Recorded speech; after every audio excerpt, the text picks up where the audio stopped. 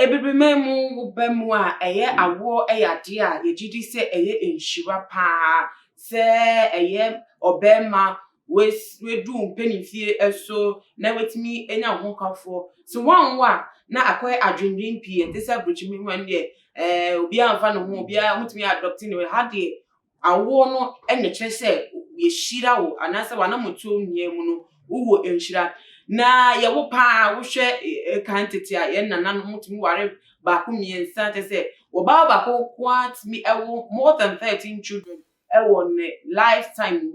but na wo ye can say in a single birth number of birth there's a number of children born in a single birth ye cancer and 7 say eno the entire no society beba mu na ye entafo na ye entasa na se ye twaso ne ye wo ne ye de ko enim na se sia dey Africa ha you can record be a unbreakable worldwide there's a Guinness Book of Records are recorded dia to say se si ewiase mu nya wo pe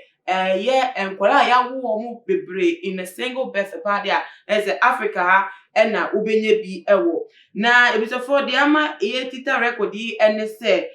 South African woman bi anidi ede Gosiami Tamara Sito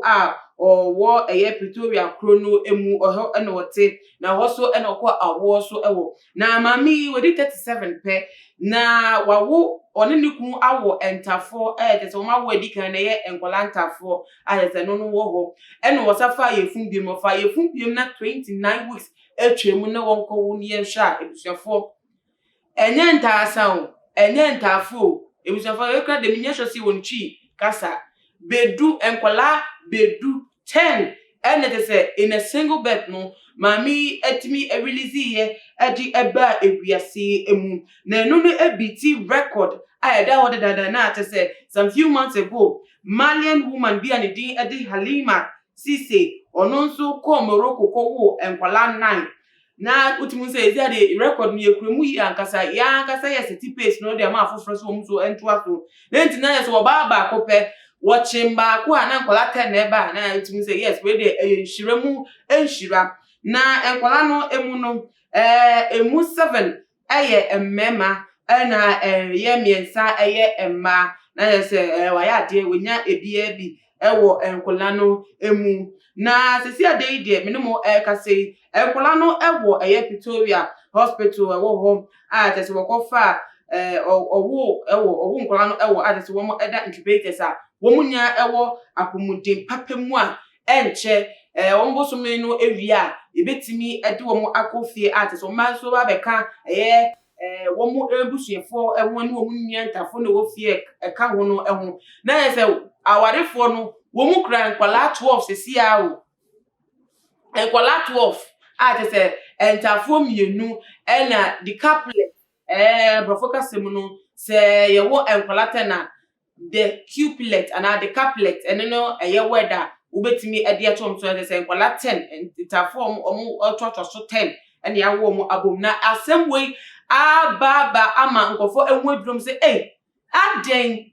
die nko obeme no fa nsen ene se obaba ko ye fa obako pen wutimi wo engola bebre se na se enti asenum se biye for the scientific research ni tanya man ya enti ase ye de ni man se hunhum ni se ni pedua ni pesu ni te se enua ene rechetre de nsem ama amanfo emu edurum pa bi kasa we de maame no waji nhire mu nhira ebi so se we so dia amane kese de man because kwala ten so dia ene se wo be kwala obia ne de 12 no obia beto amane di na okra mu mienu krampo na sitem tese na yese kwala 12 na obehwe se nye asem ketwa ede mabare ni niamu no ade enyunyam hye ene enkoba ne se aba se enyunyam hye na ebeja kwala ne de bu ne so no nkwa nkura ne kwala won se nyama bi se no Ghana ha krampo no bi wo otimi wo 7 na nokra baba ku mienu bi no se aban so ma se ma se so nkola no kakra bitimi wo 4 na aban so ma se even 3 crack triplets aban timi ebua awofo no mutumi eso mo mana senti the whole South Africa dey enkoba ne se nkola 10 no na akoye history ede anasa akoye just a historic ede ema wo mu ekro no wo meja ede ato wo sa se o ebusuafo mo na ma wo ma de ntimi go hwe da bi ade yiri nyam hye ntina so mmeso ma se ba ne nyiamu no eya nwa e kire se bibi aniwa Nyankopɔn entimi because nso no bo nipa na yese awo bakum pe no enkwala du na etimi epie yati enseme ya hundre ba we de echenkro ti oba no be bisa senti wo fa yefunu otimi na ntimpo wotimi say kra na ho ikemutie no chese nyama de ebi ikoso we ye wiase mu pa na wade so ewo ho because nkwala tendo be bisa say entomu ye de ntina yefumu na wo mu didie mu kwa ma me didie ahia no di netimi so mu nya ensempi ewo nya pa say ebenya hu nimje na say ombeye say video bi dia babontin ate se betimi a follow on life ye be hu omo se na o ma mitimi kru omo ene o ma gwo mu na omo nyie mu because enya ade a you meet every day enye ordinary things all the time betimi edi ehia se o akola 10 to aso a omo nya wo for ba kwa so omo nya emfie ye penti ade a eye wo pa enya mu ye nyame wo ena efri ba ntina se ye de bade asese sa etimi akwaba ene Africa a record of the most babies